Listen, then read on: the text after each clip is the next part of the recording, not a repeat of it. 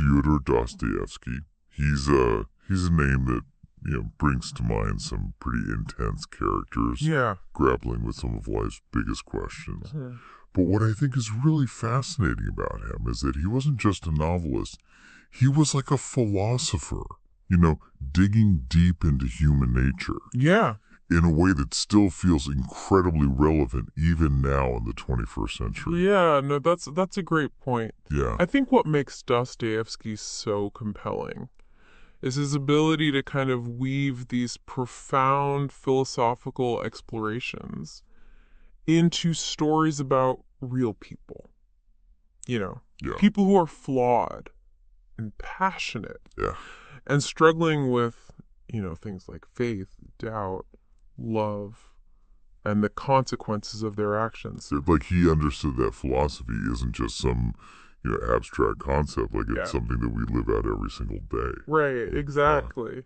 And his own life was a testament to that. I mean, just think about it. He was born in Moscow in 1821, had a deeply religious upbringing. He even trained as a military engineer. Wow. Yeah, but as you can imagine, his true passion, lay in literature. Of course. And his life was far from easy. He faced some incredibly challenging experiences. I mean, including a death sentence. Yeah. For his involvement in a subversive group. He was later commuted to imprisonment in Siberia. Can you imagine? Yeah. Staring death in the face like that. I mean, it's no wonder that experience had such a profound impact on his worldview. Absolutely, yeah. That period of his life, particularly his time in prison, Yeah. directly inspired works like Notes from the House of the Dead, but it was Notes from Underground. That really marked a turning point in both his writing and his philosophical outlook. Notes from Underground. I remember being blown away by that book. It's such a raw and powerful exploration of the human psyche. It really challenges the idea that reason alone can guide us.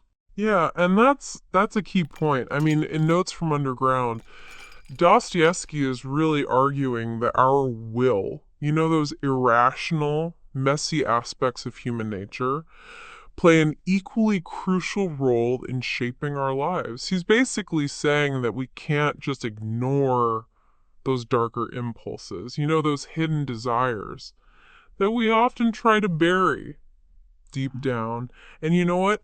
That idea is still pretty radical, even today. It is. It's like he's giving voice to that part of ourselves. Yeah. That we often try to hide, not only from others, but like from ourselves too. Precisely. And what makes Dostoevsky even more relatable is that he struggled with these same inner demons in his own life. I mean, he dealt with gambling, unhappy marriages, poverty, yet he never stopped searching for spiritual meaning. It's like his personal turmoil fueled his philosophical fire. Okay, so we have this incredible writer and thinker who's grappling with these huge questions. Yeah. About life, death, faith, and the human condition. So how do we even begin to unpack his philosophy? I mean, it seems so multifaceted, so layered. Right. You're right. His thought is incredibly complex. But I think to kind of make sense of it, we can think about it in terms of three core dimensions. So there's his moral philosophy, his existential philosophy, and his tragic philosophy. Okay, those are some big words. Let's start with moral philosophy. What was Dostoevsky's perspective on good and evil, right and wrong? Was he like trying to define a clear code of ethics? Well, he actually introduced a very specific concept called active love. Now, it goes beyond just, warm, fuzzy feelings. And it really focuses on selfless dedication, a willingness to sacrifice for others without expecting anything in return. And he contrasts this with what he calls dreamy love, which is more about idealistic notions and seeking personal rewards. So it's not enough to just talk the talk, you have to walk the walk. Actions speak louder than words when it comes to love. Exactly. And this idea of active love plays out beautifully in one of his most famous novels, The Brothers Karamazov. They're a character, Lisa's mother, and she's grappling with this idea that life might be meaningless. Without an afterlife, she seeks guidance from the elder Zosima, who teaches her that the answer lies in active love, finding meaning by giving to others, not by constantly searching for something for yourself. That's a powerful idea. But did Dostoevsky believe that active love was like a universal moral law, something that everyone should strive for? Or was there room for individual choice, maybe even rebellion against societal norms? Well, that's where it gets complicated. I mean, while Dostoevsky championed active love, he also grappled with the paradox of free will versus moral norms. His characters often break social conventions, driven by their own desires, but they also face the consequences of those choices. He doesn't shy away from showing that our actions have real-world repercussions. It sounds like he's acknowledging the complexity of being human. We have this capacity for incredible love, but also terrible acts. And we're constantly navigating that tension. You've hit the nail on the head. And this tension between individual freedom and moral responsibility leads us directly to the second dimension of Dostoevsky's thought, his existential philosophy.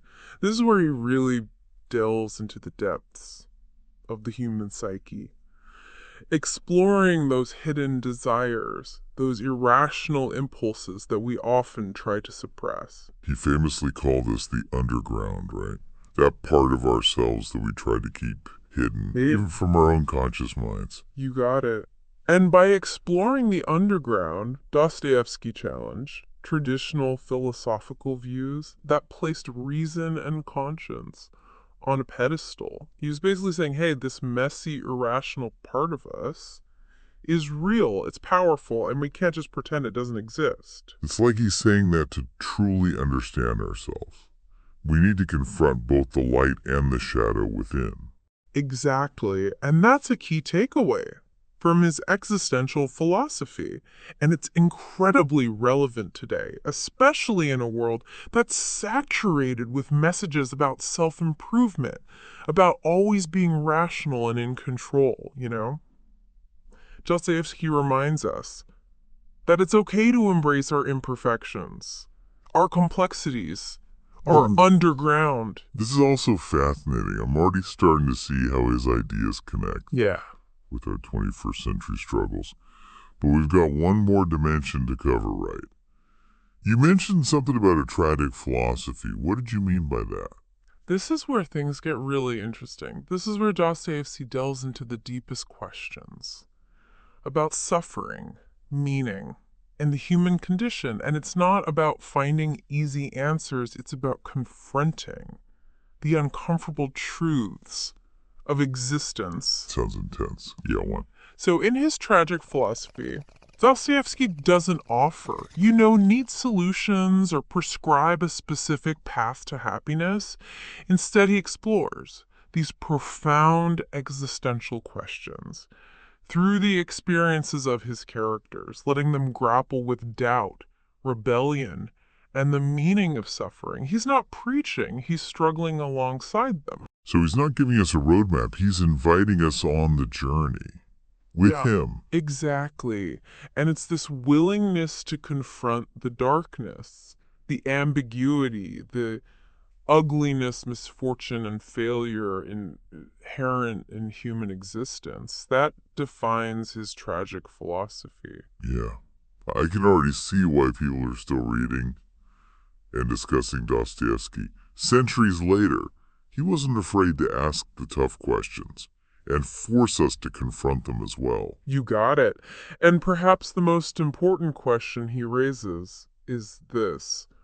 What does it even mean to be human in a world filled with so much suffering and chaos? That's a question that still resonates deeply today, isn't it? Especially in a world that often feels increasingly chaotic, uncertain. It sure does. And that brings us to the fascinating question of Yeah. how Dostoevsky's ideas are reflected in 21st century culture and society.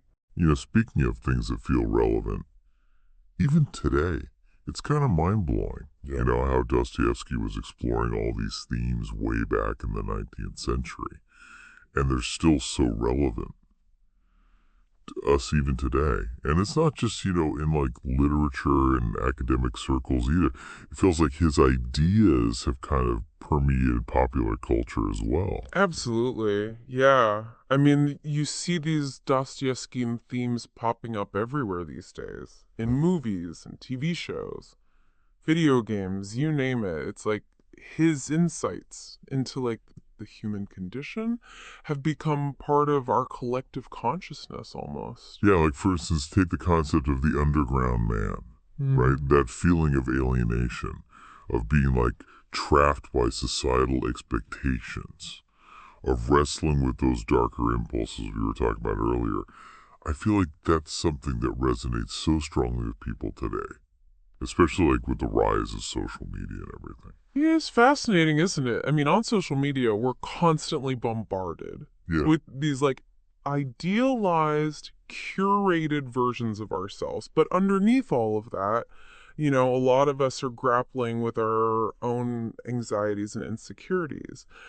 It's like everyone's putting on a performance Yeah. for some invisible audience out there, striving for likes and validation, while inside they're struggling with that feeling of being alone in a crowd. That's a perfect way to put it, yeah. And that constant pressure to perform, to conform to these often unrealistic standards can lead to a really profound sense of existential angst, I think. We're searching for meaning, for connection, but often feeling lost and isolated in this sea of digital faces. It's almost as if like we're all living in our own little underground bunkers, afraid to reveal our true selves, afraid of judgment and rejection.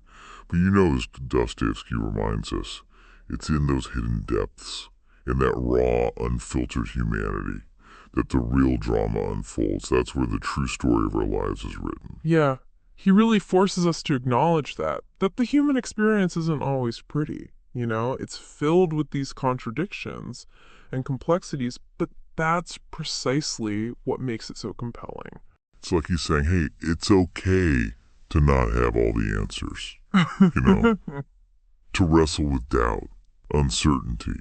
It's okay to feel lost and confused sometimes. That's part of what makes us human. Exactly. And by embracing those darker aspects of ourselves, by acknowledging the underground man that kind of lurks within us all, we can begin to heal, to grow, Yeah. and to become more fully realized human beings.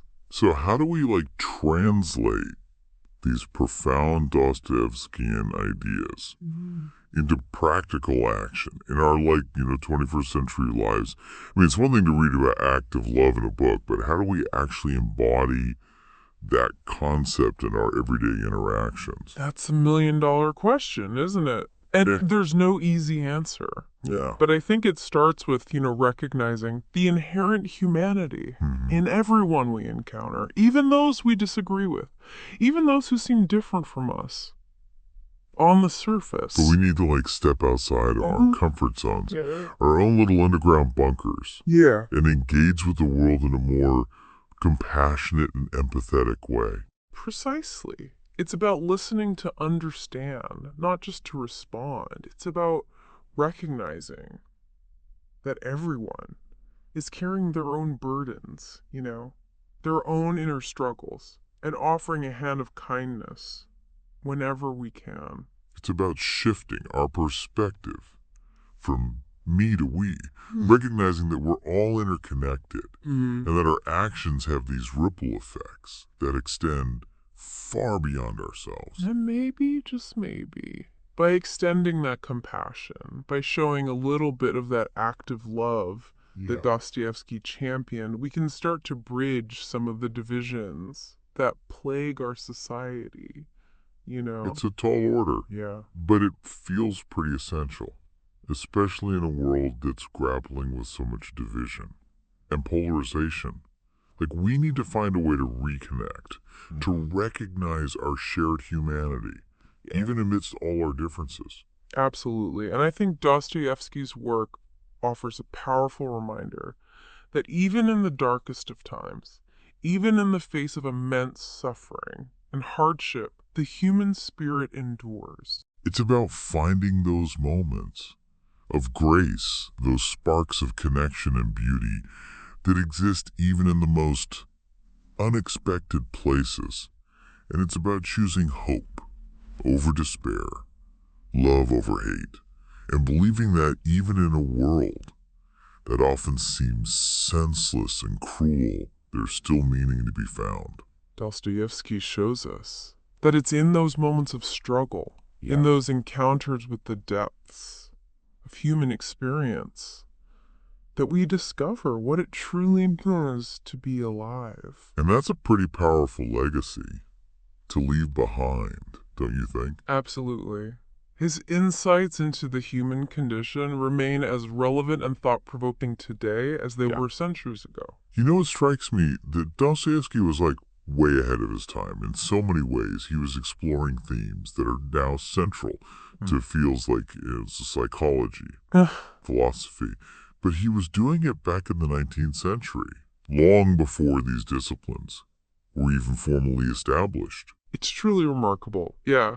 His ability to delve into like the deepest recesses of the human mind, to explore the complexities of consciousness, the interplay of reason and emotion. You know, the hidden motivations that drive our actions. It's just astounding.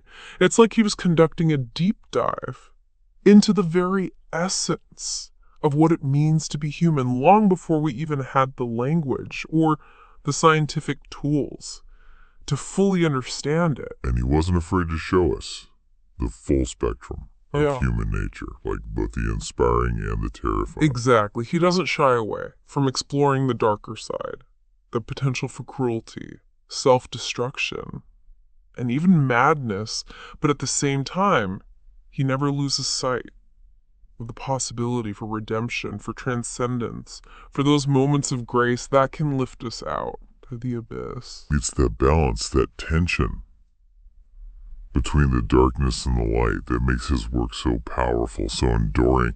It's like he's holding up a mirror to our own souls, forcing us to confront both the beauty and the ugliness within ourselves. And that's a challenge I think we can all benefit from embracing, because it's through that process of confronting our shadows, of acknowledging those underground impulses, that we can begin to heal, to grow, and to become more fully integrated human beings. So we've explored Dostoevsky's life, his philosophy, and his impact on 21st century culture. So as we wrap up this exploration, what's like the lasting message, the key takeaway for our listeners? I think the most important thing to remember is that Dostoevsky's work isn't about, finding easy answers or following a prescribed path. It's about asking tough questions, grappling with complex ideas, and ultimately finding our own meaning amidst the chaos and uncertainty of life. It's about embracing the struggle, acknowledging the darkness, but never losing sight of the light, choosing hope over despair, love over hate, and believing that even in a world that often seems senseless and cruel, there's still beauty to be found, connection to be made, and meaning to be created.